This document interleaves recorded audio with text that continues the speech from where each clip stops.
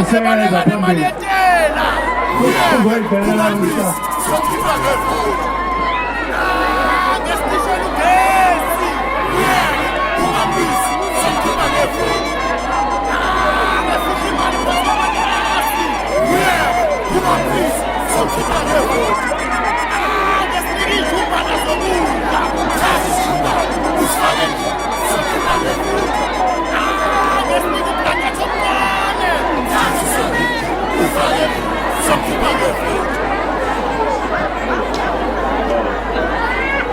Ngiyathokoza kakhulu kumphathi wohlelo. Viva IFP, viva! Viva ngathi mphathi, viva! Amandla! Amandla! Sonqoba! Sonqoba! Ngiyathokoza kakhulu kumphathi wohlelo Shenge. Ngikhuleke enkosini yesizwe, iphini kamongameli, inkosi yasembombongweni, Deputy President we-IFP, inkosi Mzamo Buthelezi. Ndaba ezitha ngiyathobeka Makeba. Ilunga le-NEC elikhona lapha phakathi kwethu, umhlonishwa umnene Ntimande, umeya wethu walapha eMzinyathi, umeya uNgubane noMafu, izinyane lesilo ngiyakhuleka kuwe Makeba. Elikhona lapha phakathi kwethu kuyinto enkulu ukuthi kube phakathi kwethu umhlonishwa umeya wala esikhona endumeni, umhlonishwa uNdlovu kanye nohlalo we-district, umhlonishwa uNdlovu naye nabahlonishwa imeya eyikhona lapha. Ngoba ngenza kuba khona seyifikile ezinye kodwa ngizwile kubala eyaseMfolozi, eyaseNquthu, ilunga lesigungu sesifundazwe, amalungu ekomiti lesifundazwe akhona lapha phakathi kwethu, awe-district akhona, ubuholi beyingi obukhona lapha, ozakwethu amakhansela bonke abakhona lapha, nomgqugquzeli wesifundazwe Umnumzane Malembe, uhlalo wombutho wentsha Umnumzane Maphisi. Ngibingelela kubaholi bamaziko, ngibingelela komama nobaba abakhona lapha phakathi kwethu, nentsha yakithi amavolontiya, ikakhulukazi uSadesmo walapha eTibet College.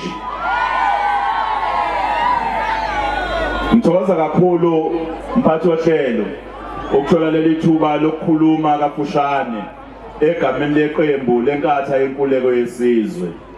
Solwazi ubaba uNxumalo okhona, siyathobeka kakhulu ngobukhona bakho.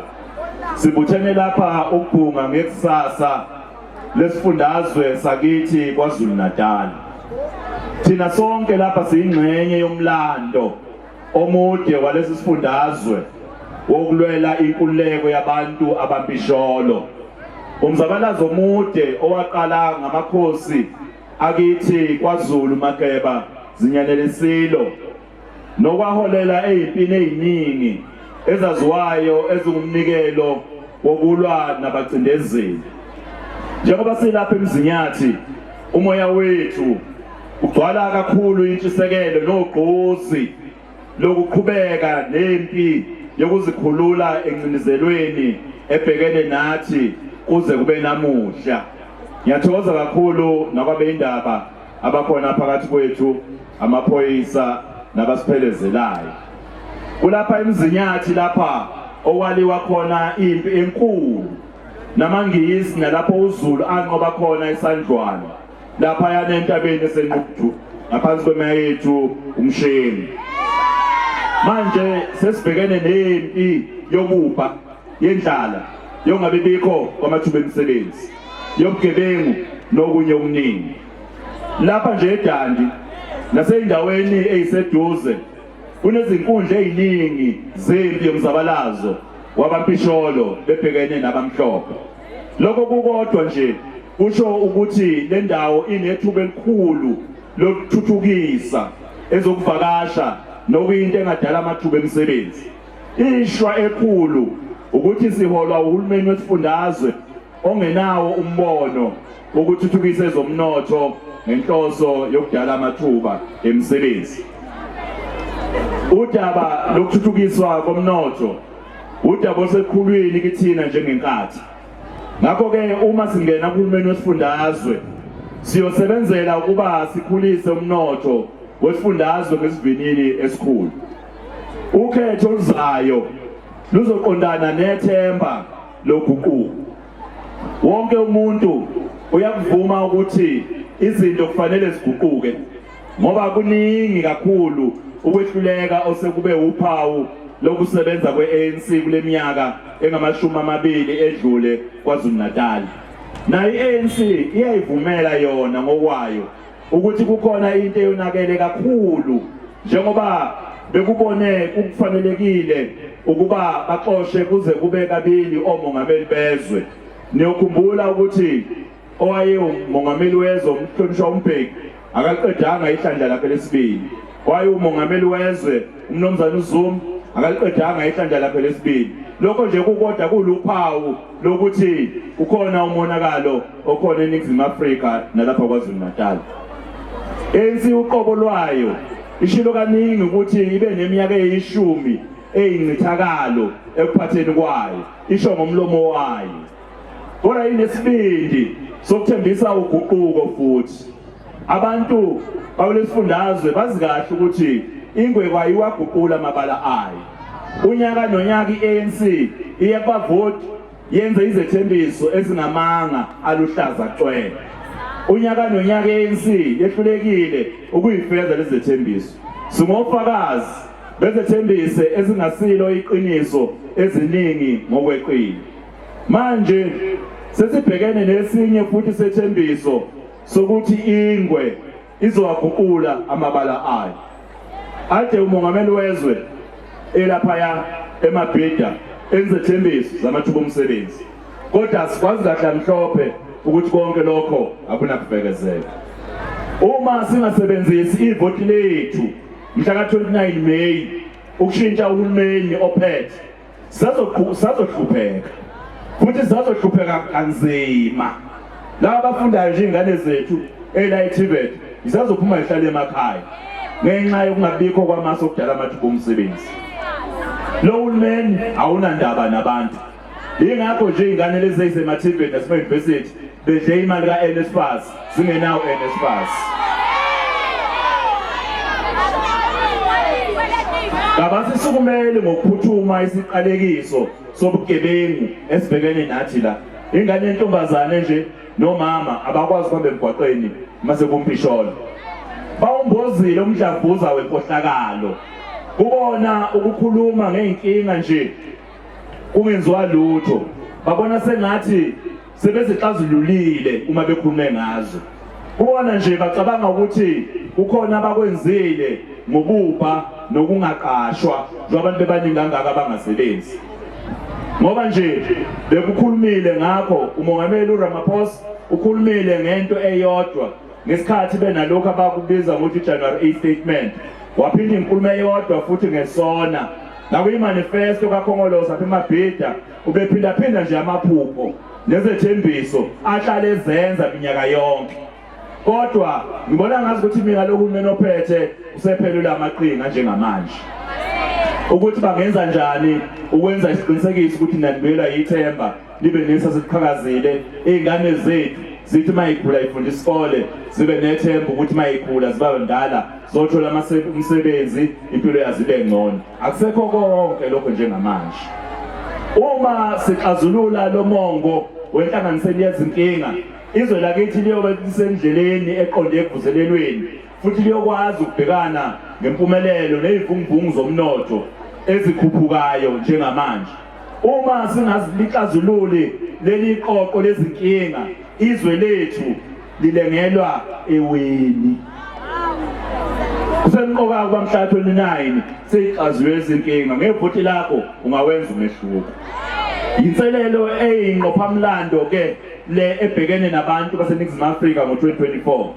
Sekuyisikhathi sokuba abantu baseNingizimu Afrika bakufakazele ukuthi sebekhulile baba izakhamizi ezivuthiwe nokuthi ngevoti labo bangayixazulula inkinga zezwe banikeze noholo ngokudala uguquko oludingekayo. Sengathi uNkulunkulu angabusisa abantu baseNingizimu Afrika neAfrika asiphe sonke amandla obhekana nezinselelo ezisasihlaleleyo ngokuthi abantu bavote ngoNembeza mhla 29 May bavotele iqembu le-IFP esifundazweni saKwaZulu-Natal bavotele iqembu le-IFP nakhulumeni kazwelonke.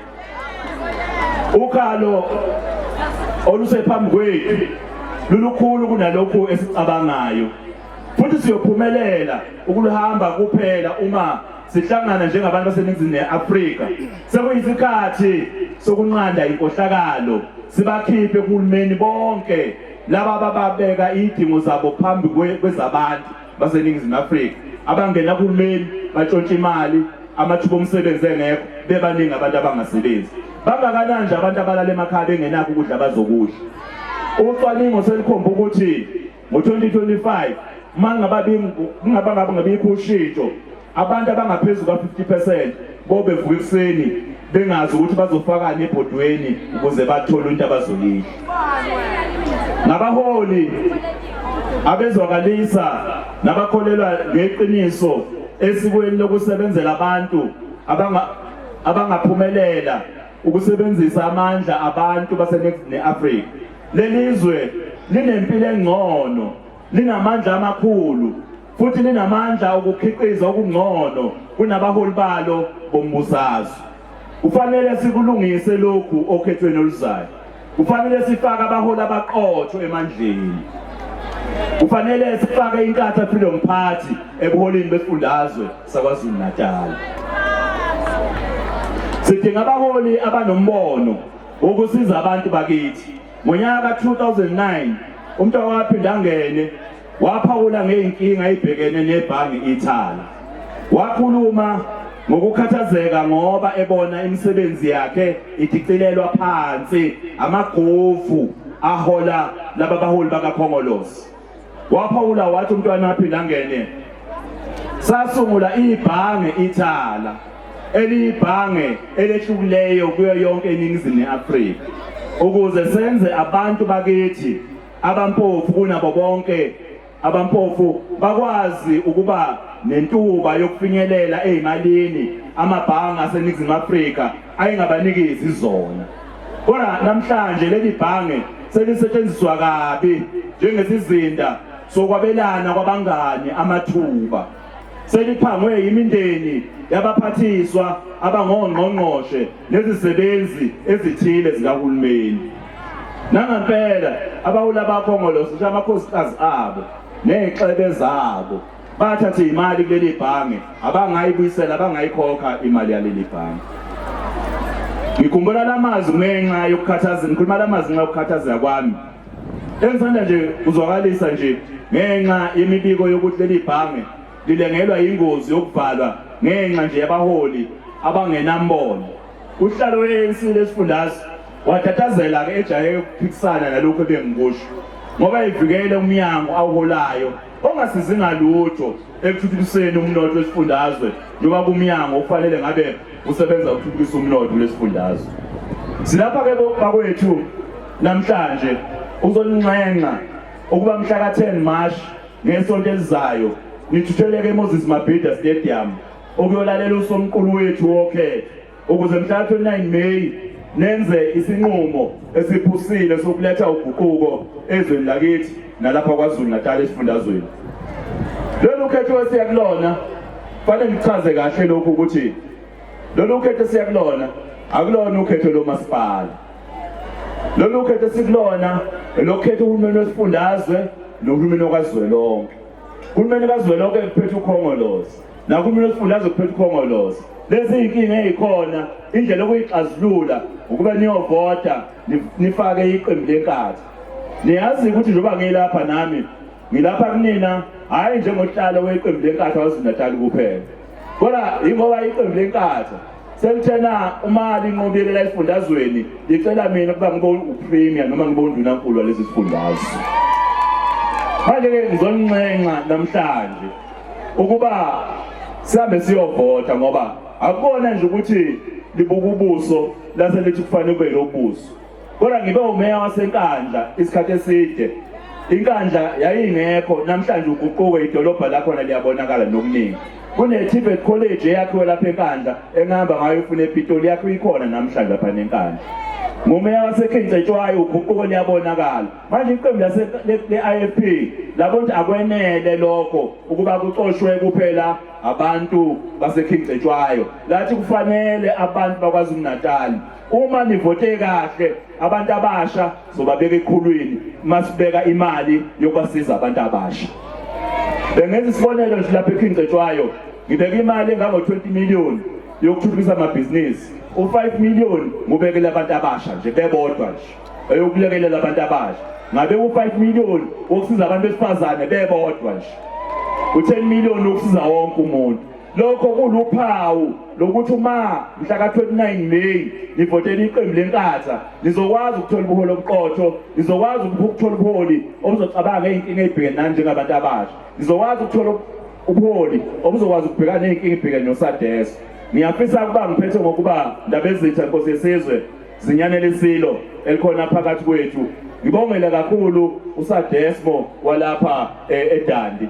Ngiyabongela kakhulu ngokuba ninqobe kulolu khetho ade lukhona. Futhi sinethemba ukuthi mabekhethe nina bakhetha abantu ngempela abanonembeza. Bakhetha abantu ngempela abazosebenzela abafundi. Bakhetha abantu ngempela abazokwazi ukuxazulula inkinga zabafundi. Nathi siyaneseka. Sengazi ukuthi ke singaba siyokhuluma nezihlobo zethu, siyokhuluma nabazali bethu ukuthi mama, baba, ikusasa lami lisenkingeni. Uma ukuthi awuvota kahle, ukhetha abaholi abazokwazi ukulekelela ukuthi mangikhula ngibe nekusasa lami eliqhakazile.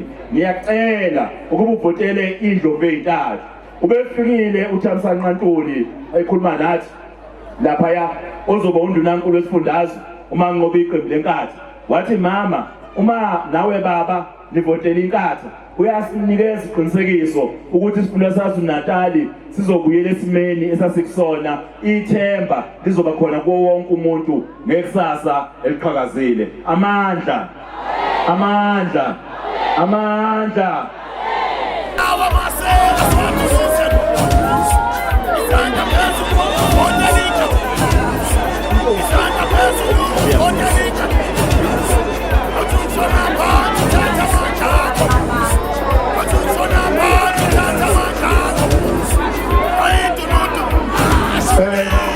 Della Shaiko kakhulu sibonga province sibeka ngekwethu usebenzisa amazwana ngikuthi la Afrika